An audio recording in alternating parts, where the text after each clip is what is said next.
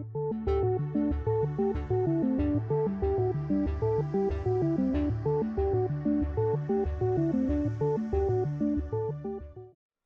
everybody, my name is Rayle Entair, and welcome to Episode 8 of EVE Online, The Prelude, a series where I discuss all things tutorial. While I was asleep, quite a few skills trained. I have a new skill called Capacitor Systems Operation up to level 3. What this does is skill at operating your ship's capacitor, including the use of capacitor boosters and other basic energy modules. 5% reduction in capacitor recharge time per skill level, so that's not bad. I've also gotten Shield Operations, level 3. Skill at operating a spaceship's shield systems, including the use of shield boosters and other basic shield modules. 5% reduction in shield recharge time per skill level, so that's not bad. Also, Survey, level 3. Skilled operating ship, cargo, and survey scanners. 5% reduction per level in the scan speeds of these modules. And since I actually have a survey scanner, this makes it work a little bit easier and more efficient. I also have Galente Industrial, level 2. I've also got a skill called Warp Drive Operations. Skill at managing warp drive efficiency. Each skill level reduces the capacitor need of initiating warp by 10%, so I'm happy now. Because of these skills, I can now equip my Shield Recharger 1, so my ship now has a 5 health per second shield recharge. I'm very happy with all of this. And my survey scanner will also activate more quickly due to the survey skill, so all in all, my Jester's Pawn is getting pretty decked out. Only a few things left, namely the one remaining high slot and of course the 3 rigs, which I can't actually have anything for them yet, but we will in the future, fear not. Secondly, the big news is that there was a patch for EVE Online. The two notable differences for me and my series are the station exteriors have been renovated. They look cleaner, they look better graphically, and they have a lot more sci-fi glowing bits. And we will likely see that in my new cutscenes when I dock and warp and all that good stuff. Secondly, the ship info has added a new tab called Traits, which now gives us a little bit cleaner cut, more visually pleasing information tab here. So we can see for the adventure, we can see exactly what it gets. Before, the Traits tab was on the description tab, and right above description was the traits the ship got. So now it's a little bit more clean cut. I like it a lot. It looks a bit more visually pleasing, and so, well, that's that. That is about everything that's happened. And also, last time we finished the industry quest line there, or mission line. And now, like I promised, we'll be doing Military by Hasier Parsi. Hello, good man. You're barely a graduate capsuleer, but you have discipline. That's a good sign, Rayle Entair. Before I give you any really dangerous assignments, I want to see how well you can handle yourself. Some Serpentis goons are harassing a nearby asteroid belt, and the miners working it have requested that we clean up the area. Take care of it for me. Very well. The rewards for this area mission are a 75mm Gatling Railgun Mark 1, and if we beat the mission within 5 hours, we get 2,000 antimatter charges. Nice. Objective: clear the pirates from the asteroid belt as your agent requested on behalf of a group of miners. We'll delay that. We won't use this ship. We will instead use the Velator, as it is more combat efficient. Why is that? Well, because it has a 10% bonus to small hybrid turret damage, and a 15% bonus to armor repairer amount, so it is just overall better for combat. So let's put stuff on here. We'll put on the armor repairer, as well as the one can that I have picked up, load it with ammo, drag the spare ammo into the cargo bay. Can I actually equip this overdrive thing? No, I don't have the skill for it. That's fine. I would have equipped it otherwise, just for the sake of having more speed.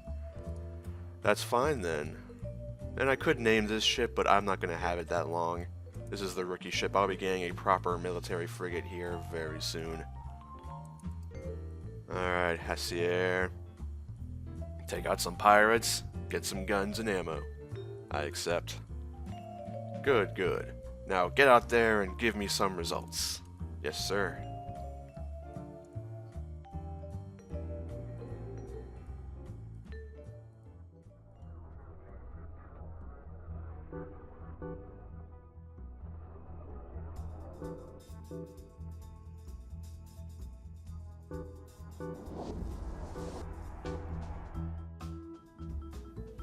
Well, hello there.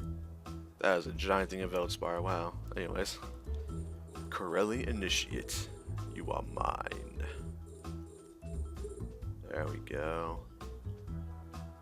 My word, this is definitely a mining outpost. You were... similar to my ship, but it's sleek and jet black. Looks like he has very similar guns to my own, given the shape. Alright, hopefully, should see me fairly soon. Maybe I'll take a pot shot at him here. That gives attention. Does he come after me now? No, he's not. Does he really not know I'm here? Well, heck, in that case, let's go in for the sneak attack.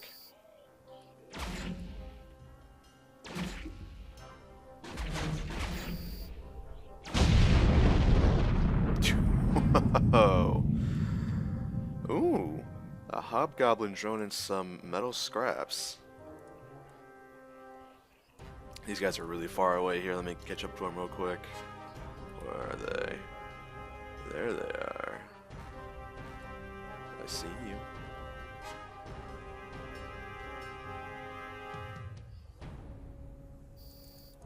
Here we go. Fire! I missed.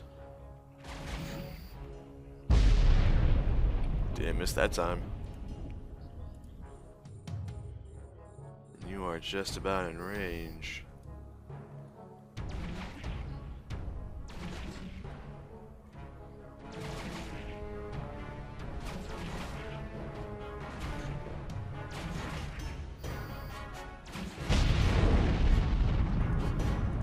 Very nice.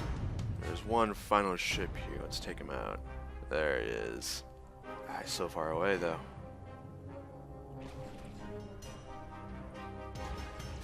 Gotcha now.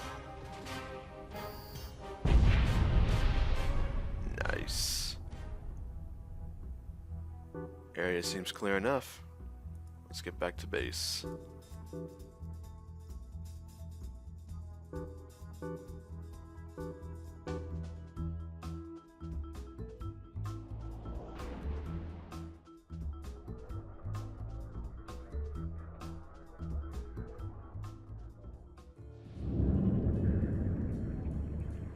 That was an easy first mission. Entair, I have your mission done. Excellent work, Rayle, Entair. I'll have the miners get to work immediately. What's the next mission? Alright, Rayle, Entair. The Serpentists have retaliated by kidnapping one of the miners. Then they are demanding a hostage swap. They want the one responsible for their comrades' deaths. In short, they want you. Laughable, eh? I want you to go out there and meet them and teach them what it means to cross us. Understand? Okay, so I'm off to go kill pirates and rescue a prisoner. Eliminate the pirates and rescue the civilian miner they are holding as a captive. Okay. Ah, I get a lot of stuff here. I get the motion prediction skill book, which gives me a 5% bonus to weapon turret tracking speed. I like that a lot. Per level, mind you. And I get a bonus reward of 69,000 ISK if I do it in an hour. But I also get the Atron, a frigate. A proper military frigate. So this will be nice. Alrighty, Hessier. I accept your mission. Good, good. Now get out there and show me some results. I will do that, sir.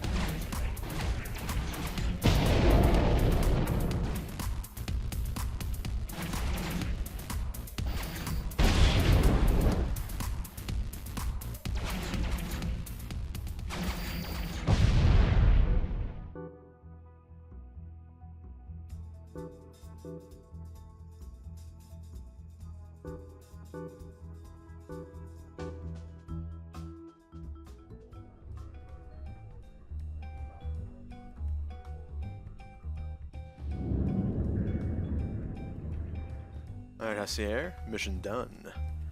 Complete. Oh, excellent. The miner's family will be pleased. And I am too. Now I need to do some inventory management here. For starters, we have a Hobgoblin 1, or rather 2 mining scraps, and uranium charges. What's the difference between uranium and antimatter, huh? Let's find out. Let's get a nice side-by-side here. Alright, well, description-wise, antimatter cuts optimal range by 50%, but is high damage. Uranium charges cut range by 25%, but also lower capacitor need by 8%. However, I believe uranium does less damage. Let's see. Ah, yep, there it is. Antimatter does 7 kinetic, 5 thermal. Uranium does 6 kinetic, 4 thermal. And therein lies the big difference. So you have, this does less damage, but gives you better range and capacitor, where this does just more damage. I'll stick with my antimatter since I have so much of it anyway. Let me drag all of this into the item hanger now, and also strip the fitting for my Velotor here. Alrighty. Strip fitting. Because now is the time when I have an Atron. Assemble ship. Make active. There we go. What's the Atron do for us, huh? Well, per skill level of Galente frigate, we get a 10% bonus to small hybrid turret falloff, and a 5% bonus to small hybrid turret damage.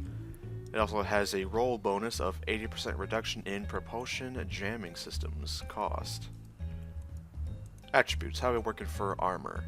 Armor health is 350, resistances are fairly average, capacitor's good, but the speed is where it's at. This thing has a base speed of 504 meters per second. This thing is fast. This is meant to be the dogfighter of the universe here. And I'm okay with that. Also, it has 4 high slots, 3 of which can hold gun turrets. 3 medium slots and 3 low slots. Overall, a much more scary machine. So I'll put on the armor repairer. And let's check out the guns themselves here. We have the light electron blaster Mark 1 and the 75mm Gatling 1. What's the difference here, you might be asking? Well, for one, the looks. Here's how my old gun looks. Here's how this new gun looks. But what are their stats? Well, rate of fire wise, the 75mm is slightly slower at 0.60 seconds slower. However, the range is far better from the looks of it here. The light electron blaster, we've had a range of optimal range of 1000, fall off of, where is it? Accuracy, fall off of 1500, bringing us to a total of 2500 meters before ammo. But the 75mm Gatling before ammo is a 6000 meter optimal range with a 3000 fall off, bringing us to a 9000 max range before ammo. So this thing has less rate of fire, but it is way better range. But of course, damage. Where's the damage modifier? Here it is. This gun modifies the ammo by 1.8 times damage, roughly. The 75mm only raises by 1.65%. So this is less damage but higher range. So there's that sort of thing for you. And for tracking speed, the light electron blaster turns faster so it can handle ships closer. Alright, well, you know what? I'm not happy with any of these. So how about we go shopping, huh? Turrets and bays, hybrid. So blasters are close range, railguns are long range. I want some close range guns, and we are a small ship. We have this one, and this one. So let me get these in a side-by-side here. Oh, there we go. Alright, time to talk guns. Let me just close off all the windows here really quick. It's gun time. So, first of all, let's look at damage. The highest damage is the one on the left here, the light neutron blaster. This modifies the ammo damage by 3.6 times. So that's really good damage. But the rate of fire is 3.5 seconds, so it's slower for fire rates. So that's interesting to note. It also has the slowest tracking speed of all the guns. And its range is, looks like before ammo, it is a 4,000 meter range. Okay.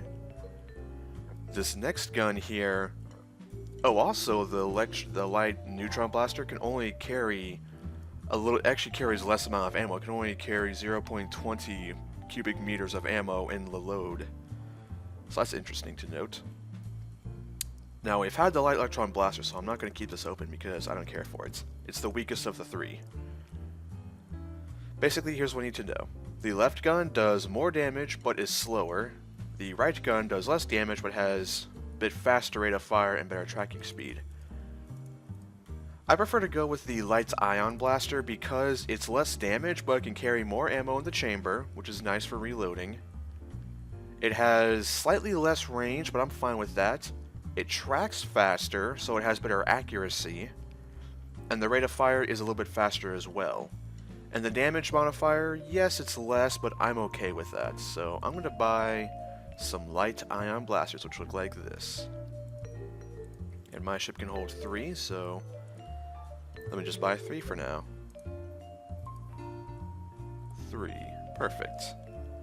I have the money for it, so I'm not terribly concerned. Where are my guns at? There they are. Chuck this one there. This one here. Alright. Curious, where does this one go for that? Oh, it goes on top. Interesting. There we go. Beautiful. So now I have guns ahoy. How much ammo can these things carry per hit, huh? 120 charges. Still not bad. Optimal range of 625 meters, but fall off of 3,000, which is really nice. So I can keep at still close range, but a little bit better than that. And we also have decent enough damage. But you know what? I'm not happy with the antimatter charges as a whole. I'm not a fan of antimatter. While yes, it's the highest damaging ammo, it's also the lowest range and only provides damage. And being the fool that I am, I like to have a little bit more versatility and better function. Let me look at where's my favorite ammo. Where's my favorite? Here it is. I love thorium charges the most. Why do I love these the most? Because it gives a 40% reduced capacitor need, which is awesome. It also lowers the range, and thus ups the damage from standard mid-range ammo. So for the damage here, let's compare it to an antimatter charge, shall we? So for this thing, antimatter does 7 kinetic, 5 thermal. Thorium only does 5 kinetic and 4 thermal. It's a decent enough damage downgrade, but I love the fact that it lowers the capacitor need by so much. I genuinely love that. And of course I'm a fool, so I'm gonna do it. Let me buy a few hundred bits of this. Can I buy it here in the station? I cannot. That's unfortunate. But how about we use our industry skills? Can I buy the ammo blueprint for thorium charges? I can. Not on this. Oh, I can't buy it here. So for 60,000 ISK, I can buy the blueprint and make my own ammo at any time. Let's do that, shall we? Buy. Beautiful. Some may call me foolish. I accept that. Alrighty, so I have the original blueprint for Thorium Charge S. It takes 1 Mexilon, 78 Pyrite, and 70 Tritanium before all the skills and equipment and all that good stuff. I'm very happy with that. I have, let's see. I have 32,000 Mexilon, 101,000 Pyrite, and 3,000 Tritanium. I think I've got enough to make some stuff. I will be honest here. Let's make some ammo, shall we? Let's see, hang on. How many... Let's see here. So if I make this once, one run of this will make 100 rounds. So how about we get 1,000 rounds? So I'll make 10. Pick an installation here. I have to wait some time. I'll take it though, truthfully. I don't mind that. Yeah, I'll queue up. Okay. I have all the materials, and it will take roughly 1 hour and 45 minutes for it all to finish. Except quotes. I don't mind that. I do not mind that. So, an hour and a half, huh? That's fine. I can, for now... I'll keep the antimatter ammo, though, because it's still nice to have. Metal scraps can be done for one of two things. You can either reprocess it into tritanium, or just sell it. And I prefer just to sell it, because I don't need the tritanium. I have a mining ship for that. Uranium charges, I will... Actually, hang on. What can I reprocess them into? Sure. I'll keep the spare guns. They're useful to have, should I ever need them for whatever reason. And I'll talk about drones when we get into the, well, drone part of the tutorial. For now, let's also name this ship. How about... Jester's Rook. There we go. So we have 1 spare high slot, which I'll put something there in the future. Also have 3 medium slots and 2 low slots. Well, I think we'll probably put some tackling equipment there, if you know what I mean, for the EVE players. For those who don't know what I mean, don't worry about it. We're not there yet. We haven't gotten to the advanced military section, so I will leave it empty. For now, this ship is really good at handling whatever threats come our way. Let me see here. Let's check on the job here. Yep, 1 hour and 43 minutes. Very well then, be back in 2 seconds. And actually, while I wait, let me actually train this motion prediction skill, which per level gives us a 5% bonus to weapon turret tracking speed, so our guns can follow quick targets much easier. And I like that, because after all, we are a fast ship ourselves. We're going to be a bit of a dogfighter, so let's make sure we can actually hit reliably. So let me just put that right there. Perfect, so now this will be level 2 when my ammo's done, which will be in about 2 seconds. Alright, ammo's done, skill is trained, deliver my ammo.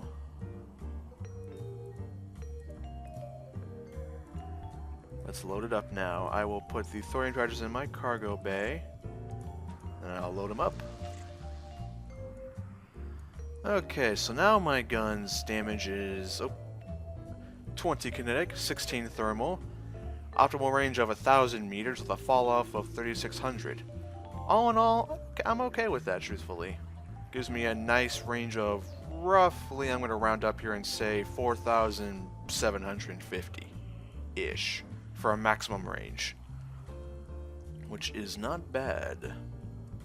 My capacitor does run dry, unfortunately, but I bet you I can fix that with a module or two.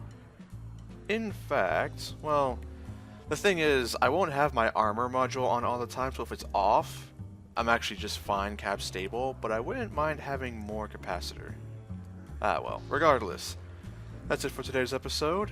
Next time we'll cover more military tactics, more military missions, and try out our new ship.